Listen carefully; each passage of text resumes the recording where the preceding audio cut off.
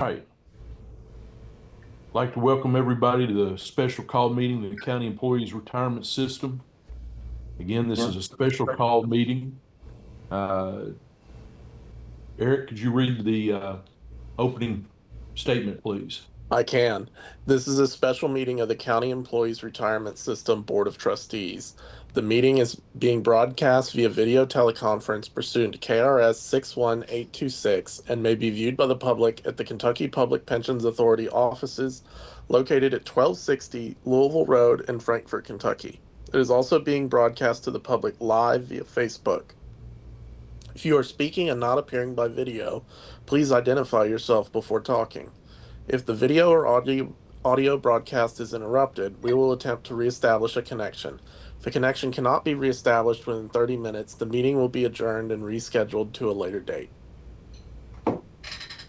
Thank you, Eric. Sherry, could you take the roll, please? Sure. Mr. Cheatham?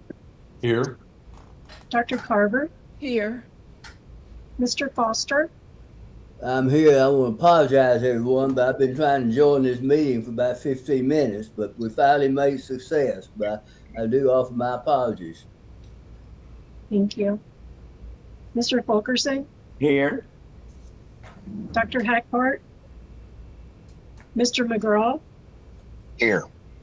Mr. O'Mara? And Mr. Webb? Here. Thank you. Okay, there being a quorum present of 6 members, we'll go ahead and move forward. Again, I'll apologize to everybody for the late start. Mike, there's absolutely no reason to apologize. It's a Monday. So with that, we'll go ahead and move into the items on the agenda. Dr. Hackler couldn't be with us today. There were 2 investments reviewed at the investment committee meeting. The first is Valor Equity Partners Fund 7. This particular fund got a recommendation from the investment committee for a $40 million investment. John, if you don't mind to give us an overview and answer any questions that anybody might have. Sure. Yeah, I'll give a brief overview and happy to turn it over for questions.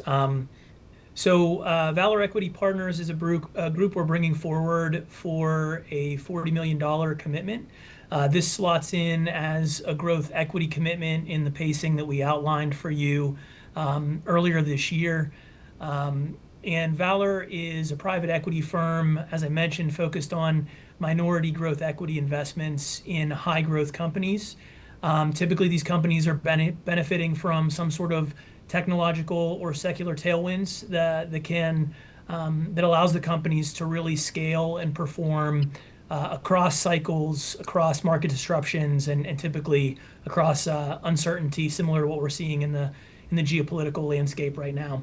The firm was founded in 2001 by Antonio Gracias, along with Jonathan Shulkin and Timothy Watkins. They have raised 6 flagship vehicles, now raising their 7th, which we're bringing forward today. They've also raised 2 opportunity funds, 2 venture capital funds, and 2 joint ventures with assets under management over $30 billion as of the end of 2025. Fund 7 is going to invest in businesses that have reached an inflection point in their life cycle, Typically, these businesses will already have product market fit. They'll have significant revenue that they are generating, and often will be even profitable as well at the time of Valor's entry. Valor takes a generalist approach to investing. Their typical core sectors are going to be AI, consumer services, and engineered products. But their target subsectors for Fund 7 are likely to be in advanced engineering, artificial intelligence, molecular engineering, computing, and hardware. One thing I'd note about Valor, we believe is the main differentiator for this firm. Unlike most other growth equity firms that are oftentimes passive investors, given their minority position in the capital structure, Valor has a 35-person operating team, which really takes a hands-on approach to helping companies grow, helping them scale, helping them streamline, and ultimately putting them in a great position to exit. This hands-on approach has really led to strong performance over time. On a net ROI, or return on investment, from a net return on investment perspective, Valor is top quartile versus peers in every single one of its 6 predecessor funds, and is top decile, meaning top 10% of its peer universe in Funds 4 and Funds 5. One last thing to note is that there is significant demand for this strategy across institutional investors. We expect this strategy to close at its hard cap in the next 2 quarters. A couple of the things, I highlighted a lot of the things we like, but a couple of the things that we had to get comfortable with in our diligence, specifically is, we like the firm's ability to source from its network, which is key to growth equity and venture capital investing. But this network has made substantial investments in Elon Musk-backed companies.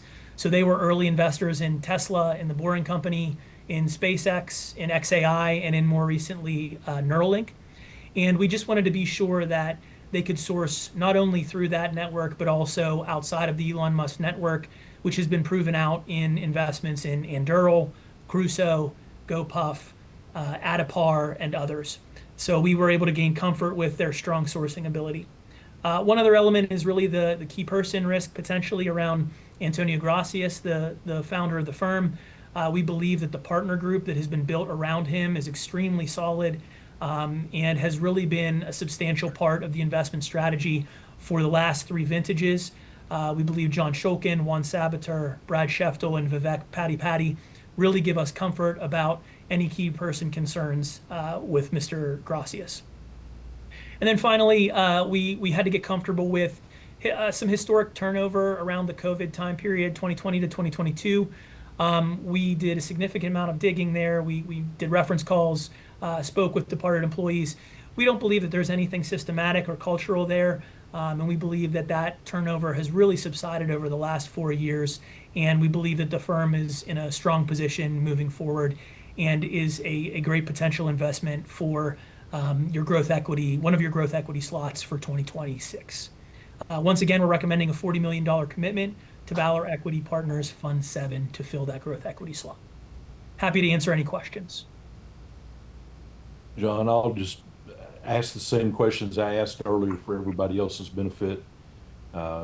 Expected returns and exit strategy. Sure. Yeah, so they target a minimum of a 3x and 30% at the asset level. We expect more than that in a lot of their outlier deals, and they've experienced that. From an exit perspective, we view the IPO market comes and goes. We believe that there have been a few openings in recent months, but we view that as a potential exit option. We also view trade sales to other sponsors, and then obviously we've had the discussion around continuation vehicles. They continue to be an exit avenue for private equity sponsors.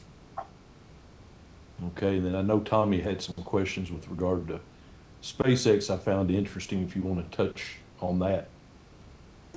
Sure. Yeah, Tommy mentioned or had this question during our prior discussion, but Fund 7 is currently seated with 7 investments. One of those investments is exposure to SpaceX that Valor already owns. They were, as I mentioned, early investors in multiple rounds of financing in the private markets. They have seeded $450 million of SpaceX exposure at prior rounds or around prior round valuation marks. So new investors coming into Fund 7 will not be coming in at the current public markets valuations. This will not be a new purchase of public securities or public stock. This is already existing exposure that Valor owns and is putting into Fund 7. Okay.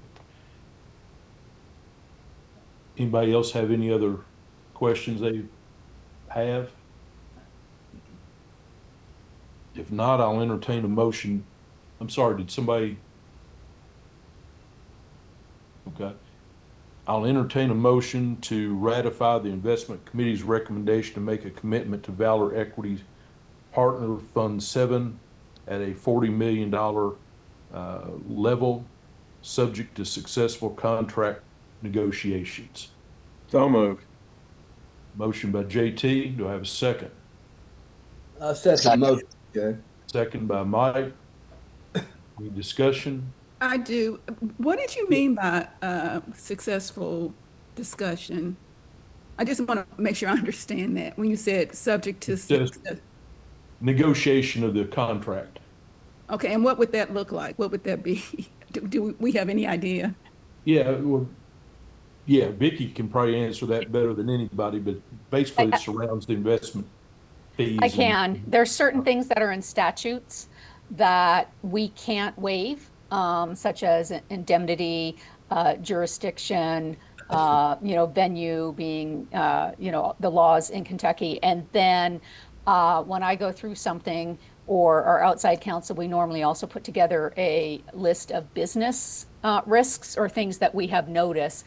And then we discuss it with investment staff. And in one of the recent ones, I've been discussing it with Ed. And just bring your attention to, hey, this is a risk that may not have been identified. It's now in the contract. So are you okay with it? And then it's a yes, you are. No, you're not okay with it. And in the past, we've had some people, because our contracts must go up on the web, must be published on our website. They're redacted contracts, so they must be subject to successful redactions as well. And long time ago, when that first came out, there was one investment company who was not comfortable with anything being on the web, so they pulled out. That's normally what it means. Okay, great. Thank you so much. Good question, Dr. Carver. Any other questions? Hearing none, all in favor signify by saying aye. Aye. All opposed? Ayes have it. Recommendation's been ratified. Next investment is Arctos Keystone Partners Fund 1. Anthony, I'm sure you're here. I'm here. Here. Yes, thank you.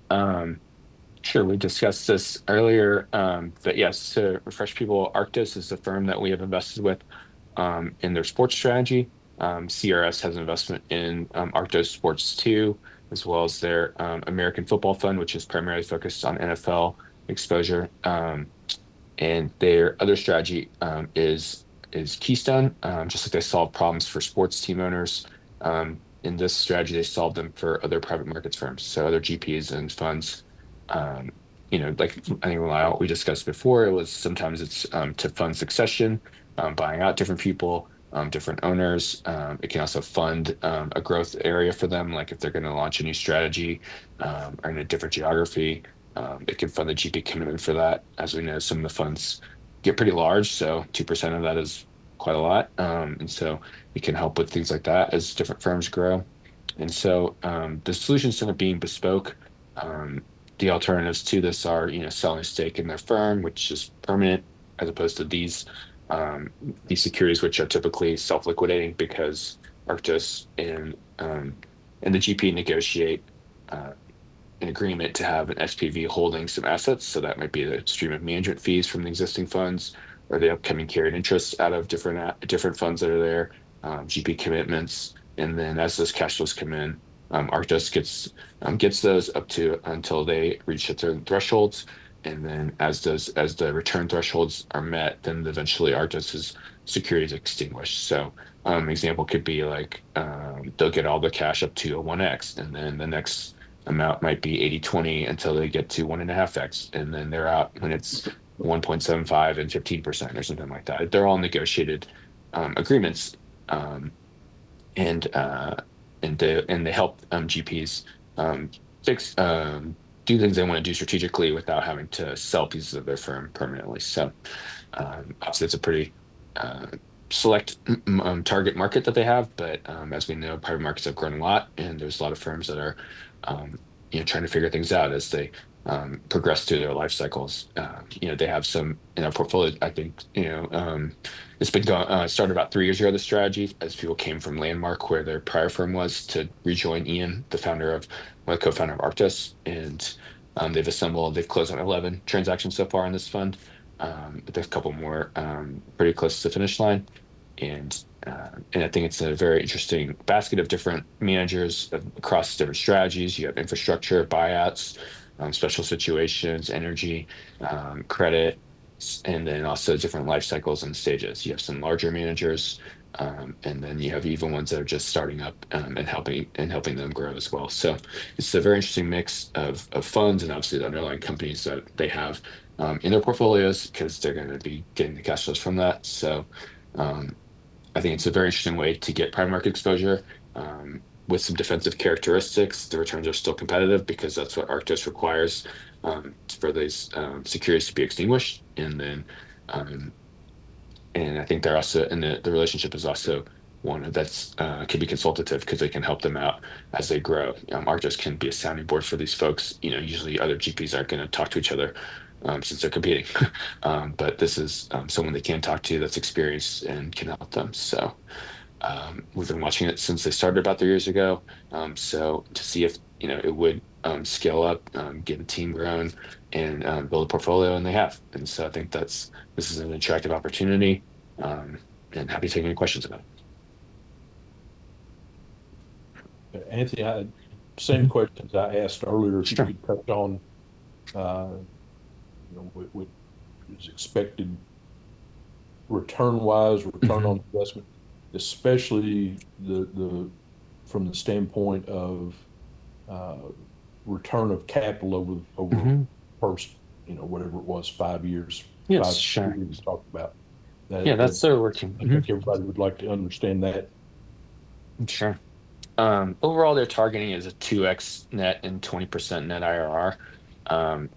And then for each of the fund investments, they would like they typically their thought is they could get their money back by year 5, so it's a 1x DPI, and then be fully exited around year 9. Usually the private markets firms have a little bit more optimistic projection, usually a year to year and a half sooner than Arctos. Of course, they would like to get Arctos out because it's expensive capital. So they are incentivized to do that, but their projections tend to be a little more optimistic in terms of how big a fund they're going to raise, how soon they're going to raise it. Same with realizations, how soon they'll exit their companies and how much they'll exit them for. But so they have we in our underwriting, we've seen the different cases that Arctos have made, the GPs project, and then I think we like the fact that there's some cash flows that collateralize this or over collateralize this, as Ed says. And so that's what we think is interesting in terms of still giving us good private market exposure, but a decent multiple and IRR, since that's the test that they require to exit. Ed, you've sat in on those meetings, and I like the way you explain their over collateralization and payback. If you can just touch on that for everybody. Thank you, Mr. Chair. I really like this opportunity for us, and the investment committee did make the recommendation that we invest $75 million into this strategy. As Anthony said, the over collateralization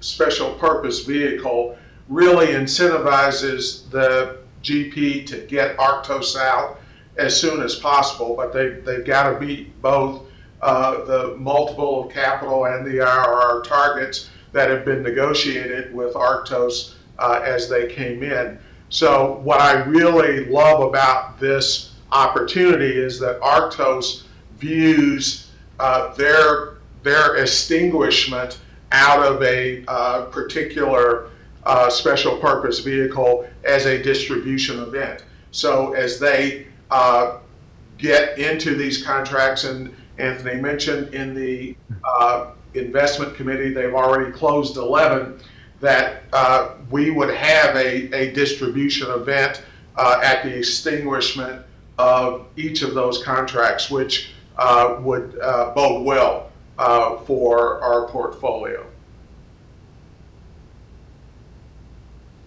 Okay. Anybody have other questions? Hearing none, the recommendation from the investment committee was for a $75 million investment in Arctos Keystone Partners 1. Do I have a motion to ratify that recommendation pending successful negotiations? So moved. Second, Mr. Chair. Got a motion by JT, second by Mr. Webb. Any other discussion or questions? Hearing none, all in favor signify by saying aye. Aye. All opposed? Ayes have it. Recommendation has been ratified. Again, I appreciate everybody making time available on such short notice, but I think both of these investments will bode well for our portfolio.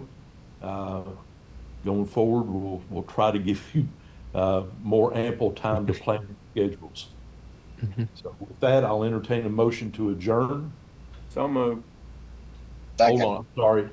Did Michael or Eric, I've got on here that we might need a closed session. Is that the case or not? No, not today. Oh, Not today, no. great. So motion to adjourn then. So moved. Got a Second. motion and a second. All in favor? Aye. Aye. Ayes have it. Have a wonderful rest of your Monday afternoon. Thank you. Eat Thanks, some everyone. seafood Thank for you.